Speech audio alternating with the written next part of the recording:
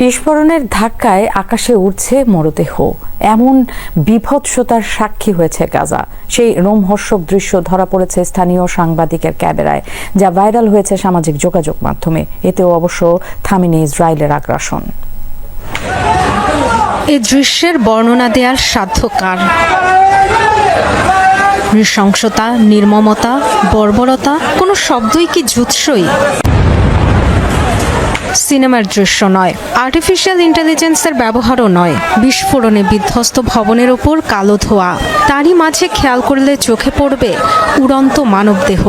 বোমার আঘাতে ক্ষত বিক্ষত, ছিন্ন ভিন্ন মানবদেহ। যুক্তরাষ্ট্রের দেয়া মিসাইল ব্যবহার করেছিল ইসরায়েল। বাস্তুচ্যুতদের আশ্রয়স্থলে ছোড়া হয়েছিল সেই বিধ্বংসী ক্ষেপণাস্ত্র। এতটাই তীব্র এর বিস্ফোরণ, যার প্রভাবে এমন বিভৎসতা। স্থানীয় সাংবাদিকের ক্যামেরায় ধরা পড়া এই দৃশ্য ভাইরাল সামাজিক যোগাযোগ মাধ্যমে। এক্স হ্যান্ডেলের রোমহর্ষক এই ভিডিওর সাথে গাজার সাংবাদিক মোতাসিম দালাউলের ক্যাপশন, ইসরায়েলি দখলদারদের ব্যবহৃত মার্কিন রকেটে বেহেশতের পথে শিশুদের আত্মা আর দেহ। একের পর এক পোস্ট আর কমেন্টে চলছে নিন্দা সমালোচনার ঝড়। 1.5 বছরের ইসরায়েলি আগ্রাসনে 50,000-এর বেশি ফিলিস্তিনির মৃত্যু।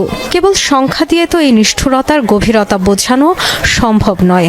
নির্মমতার কোনো নজির যেখানে বাদ পড়েনি, গণহত্যা শব্দটিও সেখানে যেন খুব হালকা বলে মনে হয়। ডরথি দাস্ট্রিন।